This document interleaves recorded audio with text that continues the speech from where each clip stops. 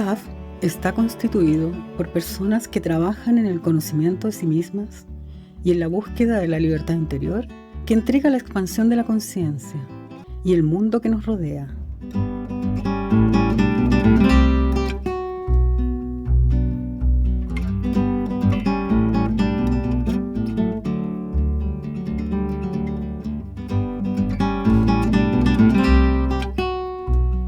Cómo el no saber se vuelve sagrado. Y claro, ese título abarca mucho, dice mucho. Y yo quisiera quedarme un poco más en el segundo párrafo, ¿no? Cuando dice explorando nuevos caminos hacia lo que no conocemos. Este tema para mí surge a partir de una mirada de lo que está sucediendo hoy en el mundo, ¿no? Yo pienso que nunca antes como ahora, todo el mundo sabe algo y todos tenemos la oportunidad de hablar de lo que decimos o creemos saber o de lo que realmente sabemos, opinamos y todo, porque yo noto que hay una tendencia así casi desesperada por ya saberlo todo. Y en ese querer saberlo todo nos encontramos incluso con aspectos muy poco conocidos, muy poco demostrables, muy poco evidenciables. Y de ahí aparecen, pues, uno entra al internet y uno encuentra que hoy día se habla de todo, desde la tierra plana, desde los extraterrestres, dirigiéndonos como que somos parte de un experimento, hasta lo que son las tradiciones espirituales, místicas desde tiempos antiguos. Todo se está exponiendo porque estamos en un camino hacia querer que nada quede cubierto, nada quede sin conocerse. Pero yo he ido encontrando a través del tiempo que hay mucho de desconocido en la vida y hay mucho de lo que no sabemos y hay incluso ámbitos de nuestra realidad que ni siquiera podemos entender un poco de qué se trata, que prácticamente es como si dijéramos no hay nada, ¿no? Entonces, aquí es donde yo quiero ya empezar a tocar los primeros puntos, ¿no? A ver, lo que sí quiero advertir es que yo voy a hacer casi una lectura de lo que voy presentando, porque yo he querido utilizar de esa manera para no dispersarme, ¿no? Yo quisiera que nos concentremos en cada una de los escritos que se van presentando en pantalla, porque de esa manera me gustaría motivarlos a que después podamos conversar, dialogar. Me gustaría mucho recibir opiniones, sugerencias, algunas preguntas que no todas las podré responder yo, por supuesto, y que si alguien más quiere responderla, me caería muy bien. Cuando hablamos de lo desconocido, de lo oculto, estamos implícitamente refiriéndonos a algo siempre, ¿no? Entonces, algo con posibilidad de manifestarse o bien simplemente que pueda ser nada. En ambos casos, tanto algo que se manifiesta o algo que prácticamente parece ser nada, en ambos casos siempre son algo, porque, claro, el solo hecho de que le estemos asignando un nombre o una cualidad a esa nada, ya le estamos concediendo el valor de la existencia, ¿no? Entonces, a partir de eso, yo quiero ensayar a manera de provocar un poco este razonamiento, unas preguntas, ¿no? Dos preguntas. Por ejemplo, una, eh, ¿lo no conocido por nosotros tiene que estar siempre en áreas oscuras, como solemos concebirlo habitualmente? ¿Y cómo podríamos lograr que todo lo que no sabemos o no conocemos esté siempre en el ámbito de lo luminoso? Ahora, yo explico un poquito eso, ¿no? normalmente cuando uno le dice, cuando uno dice, esto es algo que yo no conozco, hay algo que hay que conocer, que tendríamos que saber qué hay detrás de eso, hay un misterio, normalmente la mente nos lo ubica es como decir, como si nos lo ubicara en un ambiente oscuro, de oscuridad. Es la oscuridad del no saber, ¿no? Pero yo decía, podríamos pensar en que eso que no conocemos, podríamos ubicarlo en un ámbito luminoso. Es decir, ¿por qué no pensar que aquello que no conocemos esté en un área de luz, ¿no? Y la otra pregunta que puede enlazar para lo que me gustaría, hacia donde me gustaría conducir esta charla es, ¿solo a través de la fe es solo a través de la fe que podemos sostener la existencia de algo que no podemos evidenciar? Porque yo encontraba que la fe básicamente está compuesta por esperanza, por confianza, por amor y por un aprecio y valoración, ¿no? Esperanza, yo espero que pueda confirmarse la existencia de aquello, de lo que yo estoy buscando. Confianza, confío que la evidencia de su existencia tarde o temprano aparecerá. Amor, porque sé que hay una cualidad amorosa que sostiene mi fe, ¿no? Mi búsqueda de adentrarme en mi búsqueda hacia lo desconocido, normalmente no está movida, no tiene una motivación egoísta casi siempre cuando la fe es la que está en juego, es porque tiene un valor extraordinario, que es que está sostenido por el amor. Y lo que es aprecio y valoración, que básicamente significa que eso es muy importante para mí. Y por otro lado, la fe se sostiene con la oración y la meditación, por ejemplo, o ejercicios similares o prácticas similares, con el contacto con una enseñanza, con conocimientos que van nutriendo, que van alimentando, que van estimulando esa búsqueda, ¿no? O ese reconocimiento, y el reconocimiento de mi no saber. Yo le presto bastante atención a ese tercer punto, el reconocer no saber, ¿no? Ahora, cuando una idea expresa algo a lo que le atribuimos la condición de verdadera, estamos fijando una simple impresión de esa idea primero, ¿no? O sea, cuando le atribuimos la condición de verdadera, lo primero que está sucediendo es que es un dato que está llegando a la mente y de ahí no pasa. Esa es la primera impresión que tenemos, ¿no? No podemos pensar que por haber sido plasmada en un escrito, en un discurso, la idea ha completado su significado.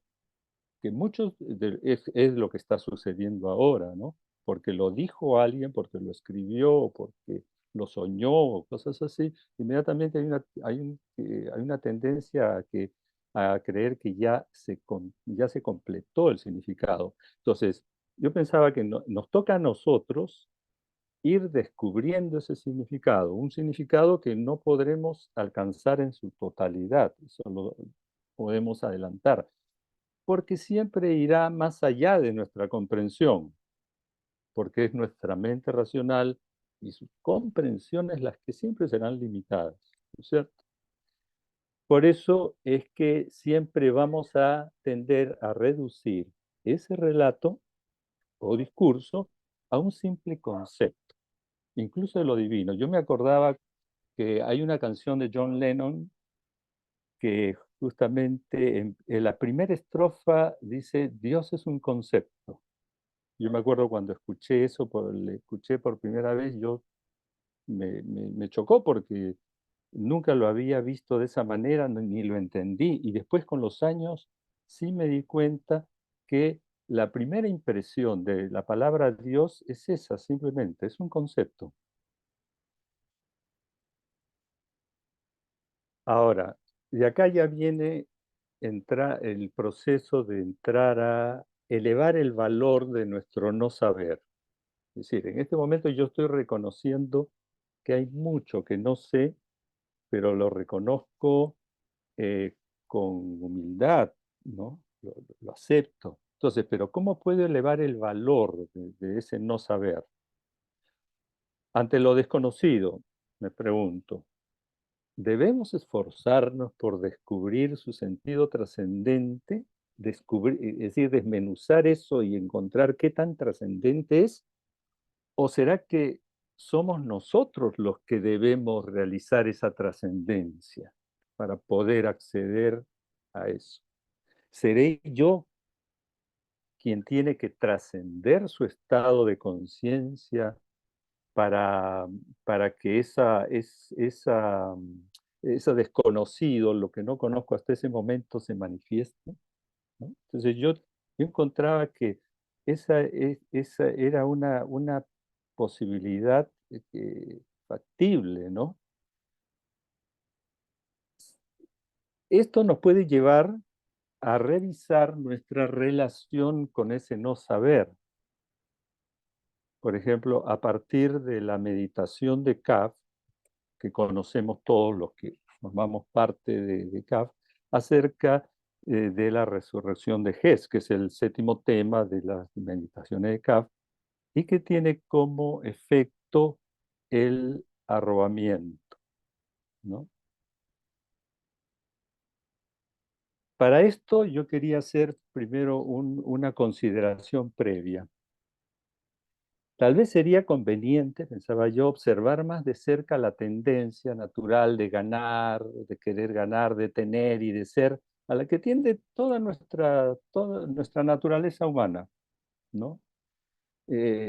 Somos seres que siempre estamos como si estuviéramos predestinados a querer siempre ganar algo, ganar más, a tener más, a acumular y hacer, tener que tener presencia, concedernos un valor que haga que al final yo termine enfrentado a otros que también quieren ser y que termine en todo este lío en el que está metida la humanidad hoy.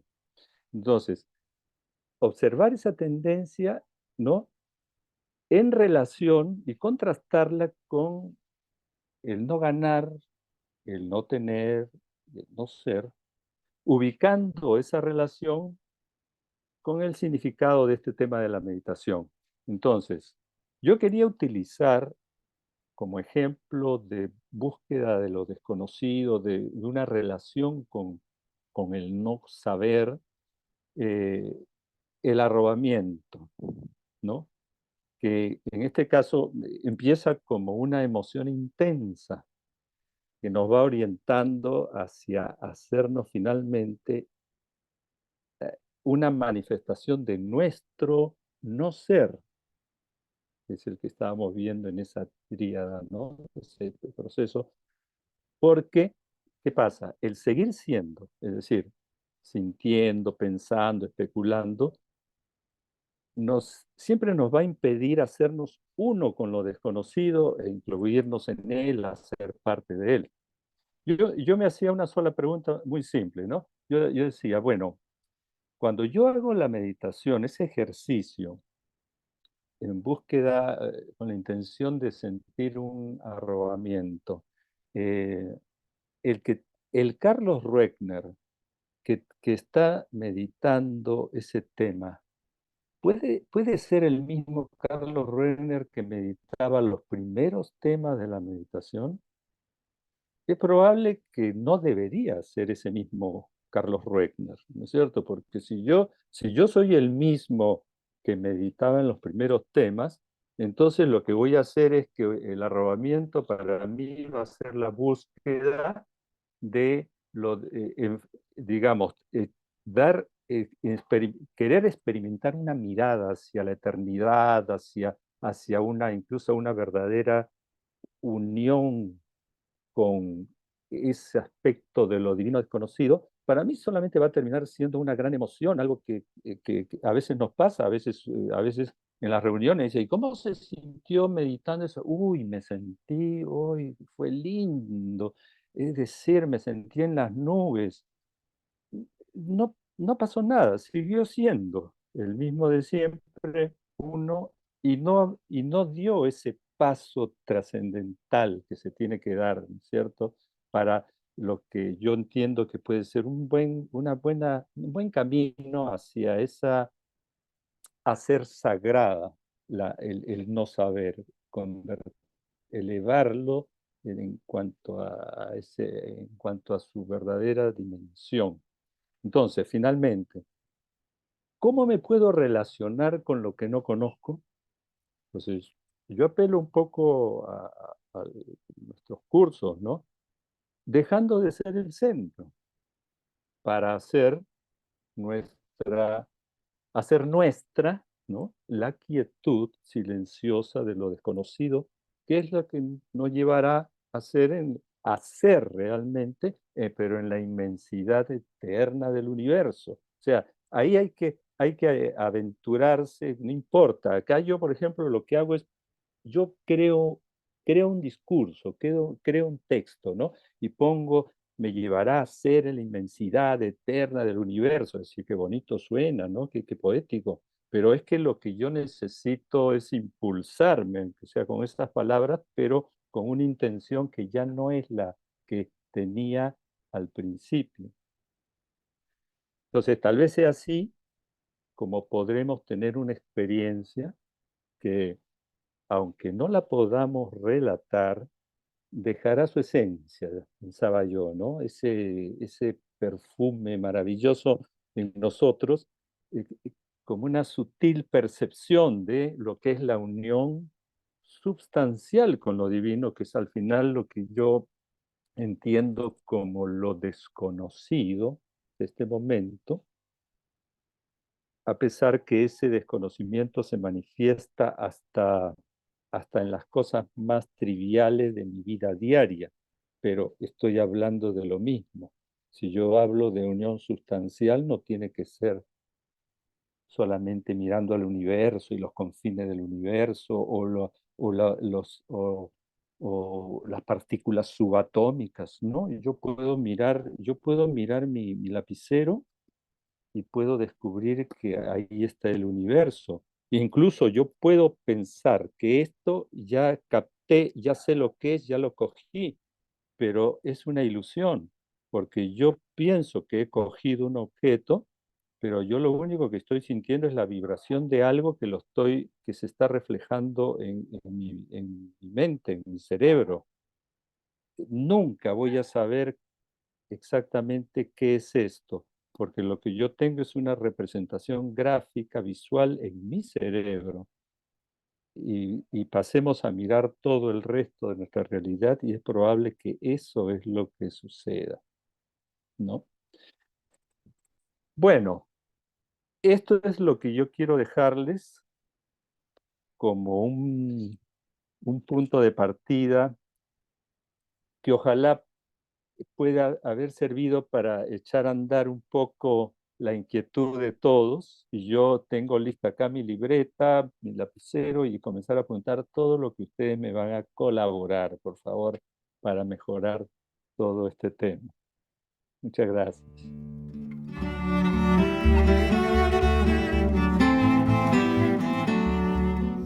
Para mí la primera impresión es una gran reflexión esta. Yo creo que es muy interesante porque es una mezcla de una reflexión filosófica espiritual muy profunda. Los seres humanos nos enfrentamos a aquello que llamamos el campo del conocimiento. Da la sensación que es lo que tú dices.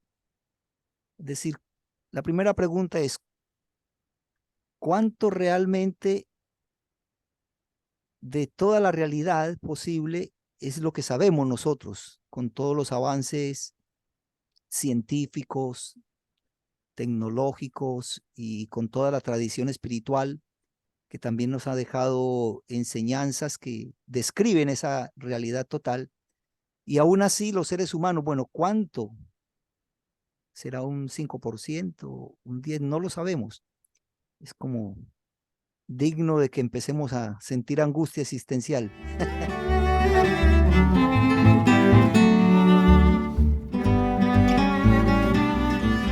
definiciones, ¿no? Yo suelo ser un poquito más racional, ¿no? Que si se quiere, un poco así medio filósofo aficionado, pero a mí me ha ayudado mucho CAF porque me ha ayudado a que cada vez que yo quiero o defino algo, tengo que estar preparado para renunciar a esa definición, para pasar a la siguiente. Caminamos con definiciones, pero nunca nos quedamos. El que se queda con con una definición sonó, como decimos acá, ¿no? ¿Qué Entonces, quiere decir aprender a aprender? No es tan sencillo tampoco eso. Para mí una de las primeras cosas, una de las primeras pautas que se me ocurrió, así como para ir desbrozando un cachitín ese camino, fue que aprender a aprender era aprender a soltar, no a apropiarme, no a adueñarme de eso que iba recibiendo, que a lo mejor sí se convertía en un acervo de conocimientos, de ideas, como usted decía, la idea acerca de la idea de Dios, así acerca de un montón de cosas tenemos un montón de ideas. Esta cosa de la relación con lo desconocido tiene que ver, creo, con ese soltarse de la posesión, ¿no? Por lo menos para mí, o hasta donde yo llegué, era eso, soltarme posiblemente de la actitud posesiva. Yo no soy dueña ni de este conocimiento ni de ningún otro. Hay cosas que pueden llegar hasta mí y hay momentos en que esas mismas cosas van a desaparecer de mí, van a dejar de estar en mí. Y yo tengo que aprender a soltar, a dejar que se vayan, eh, a no a no querer adueñármelas, no tenerlas como un dogma, sino a permitir que esa idea entre, haga una transformación y salga, se vaya, haga espacio para otras cosas. Es mucho más torpe y soberbio querer llenar la cabeza de cosas, querer tener un montón de razones y cosas de las que estar agarrado, cuando en realidad si uno pudiera vaciarse y hacer silencio, tendría otros accesos a la realidad, otra comunicación con la vida, con los seres, con la totalidad, ¿no? Y a lo mejor hasta en una de esas se entera de quién es Dios, no sé. me ha hecho pensar algo. La relación que hay entre la nada y la bolsa llena. Cuando uno dice estoy en la búsqueda de lo desconocido y voy a encontrar, uno siempre quiere encontrar una bolsa llena de tesoros, un cofre lleno de grandes riquezas.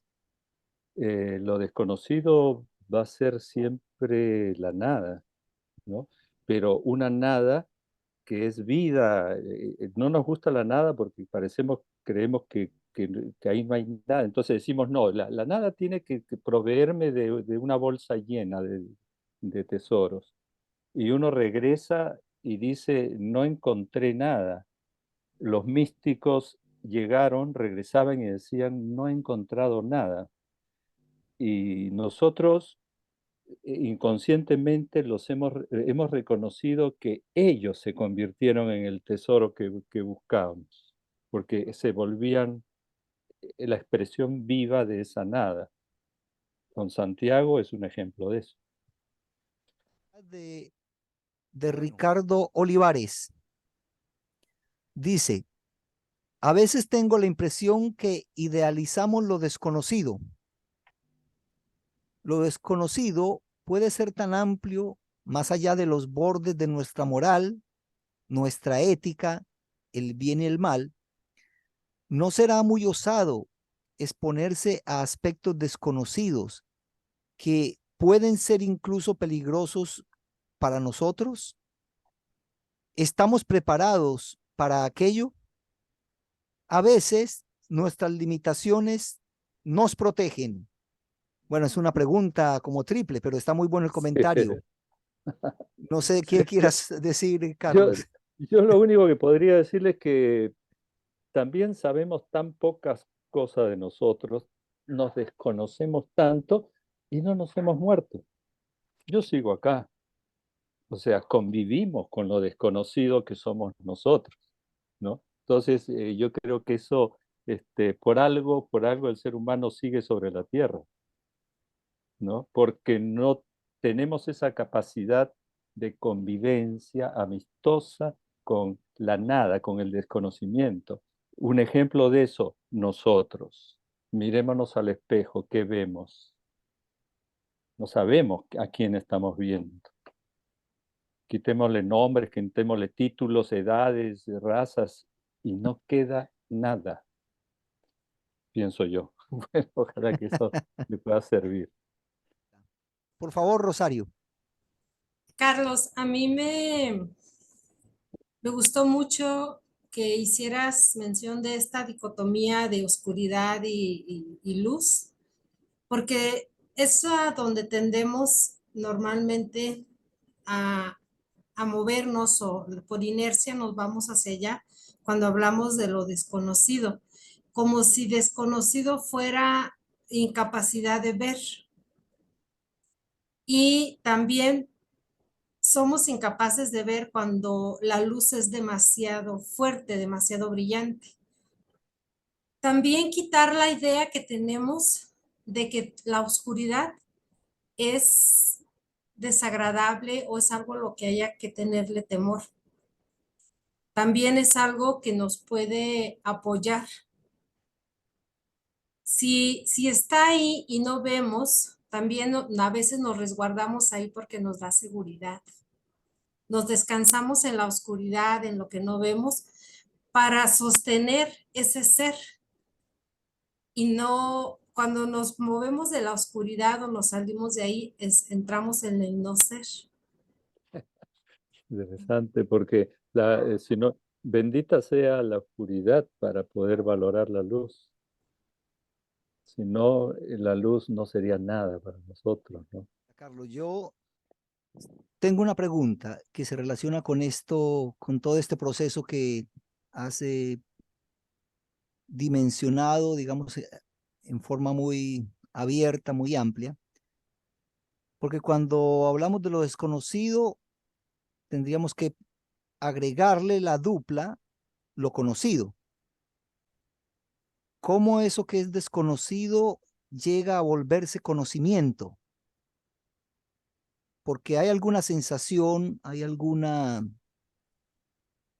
certeza, no solamente en el campo de la ciencia, sino en todos los otros saberes, en el que en algún momento, como se decía, hay una iluminación, hay algo que me dice, aprendí algo nuevo o estoy incorporando algo que antes no sabía y que ahora creo que sí sé.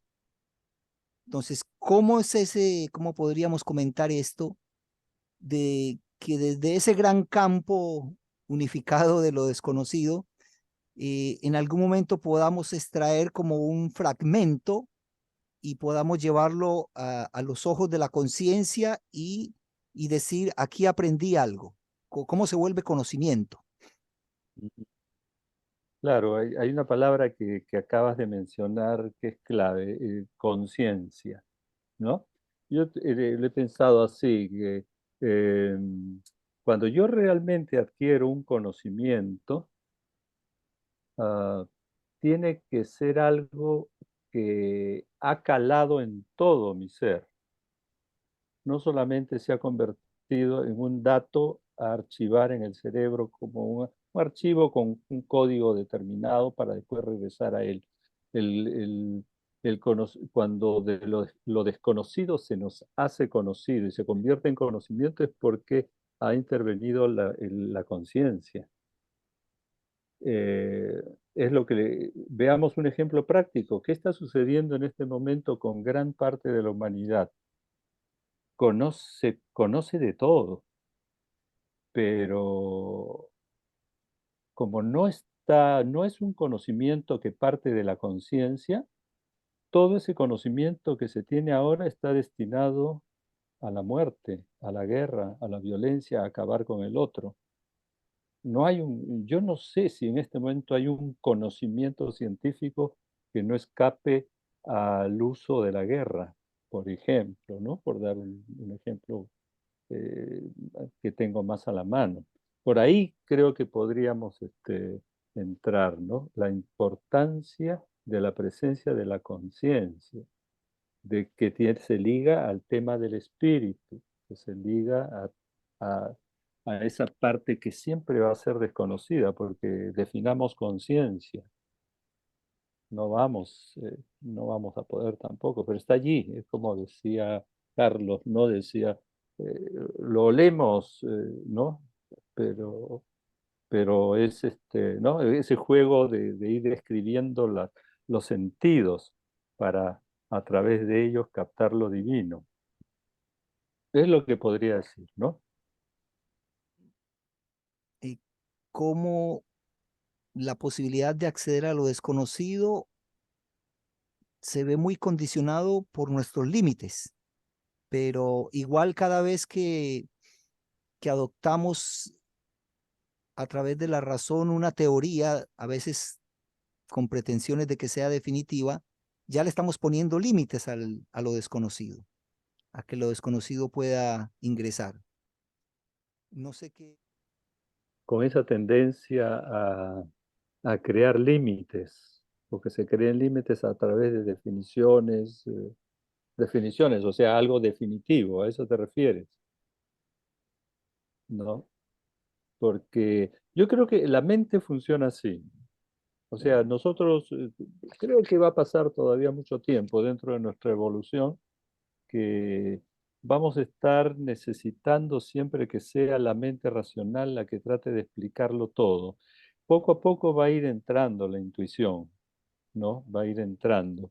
Pero todavía la intuición, no sé si por ahí era la pregunta, ¿no? Pero yo creo que la intuición todavía está dentro incluso dentro del ámbito de lo femenino, ¿no? O sea, la intuición es femenina, el hombre es más burdo, más tosco, busca la inmediatez y quiere las comprobaciones rápidas, y la mujer no.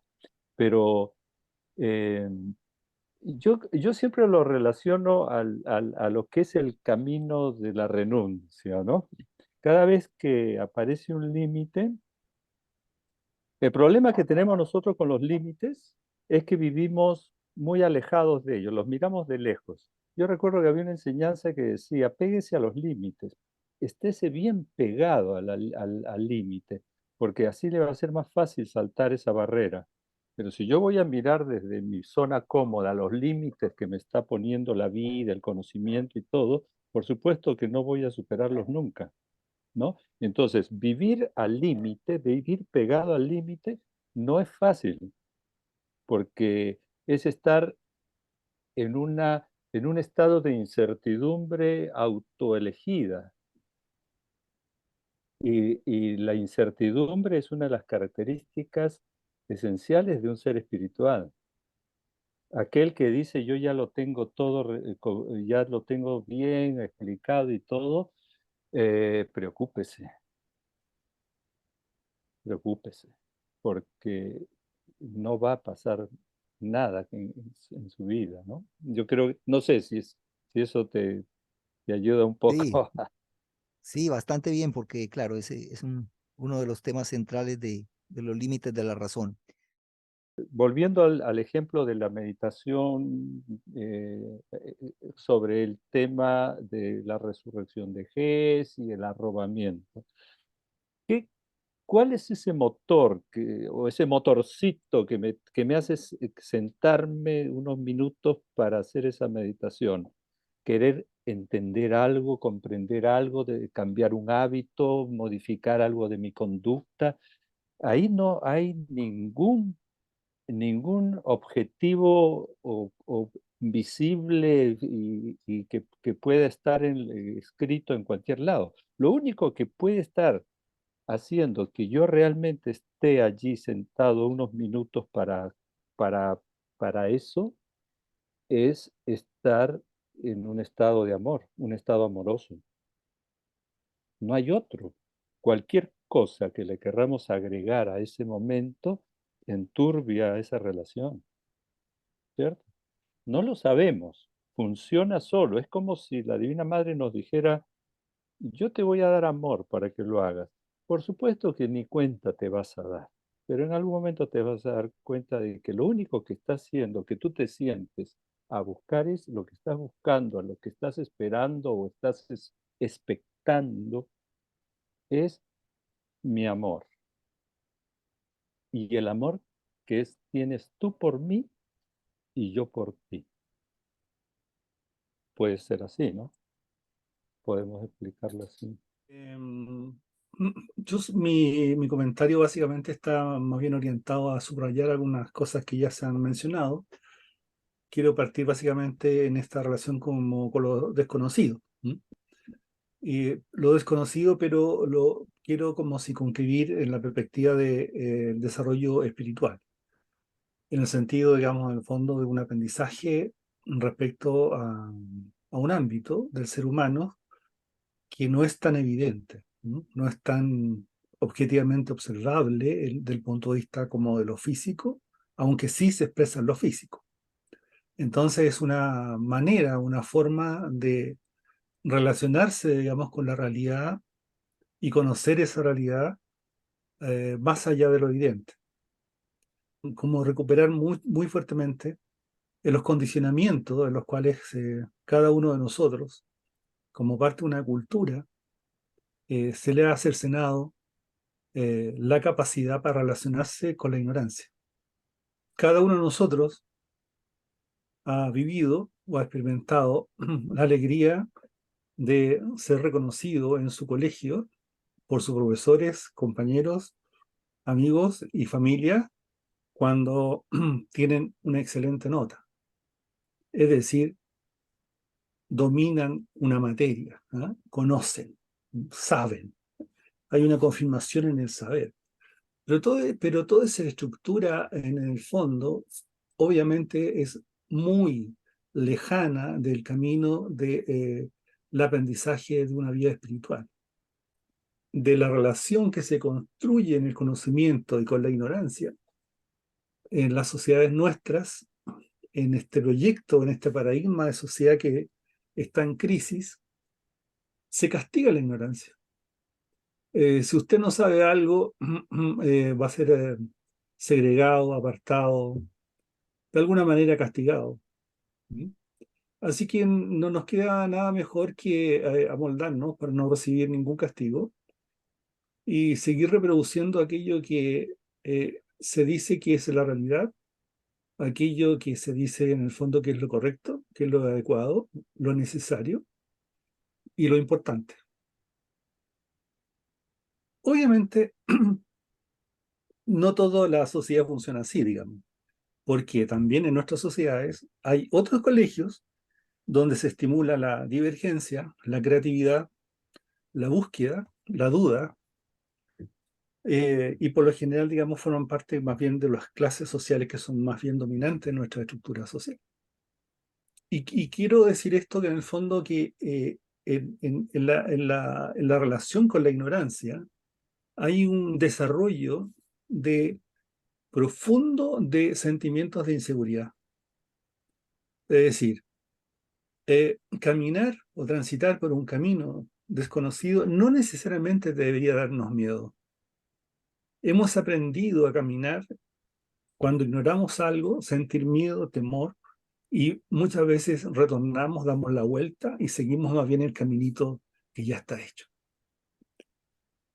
Vamos a sobrevivir.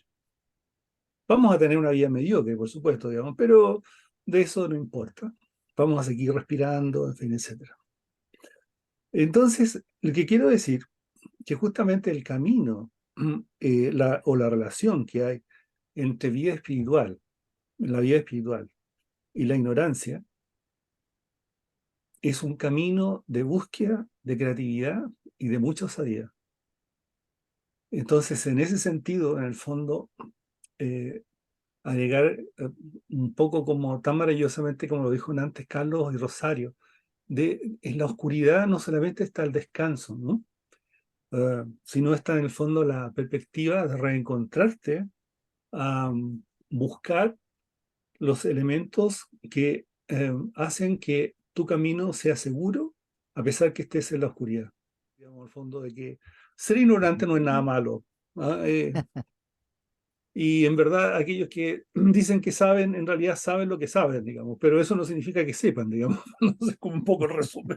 Dice, Eso. ¿podría decirnos sobre lo manifestado y lo inmanifestado?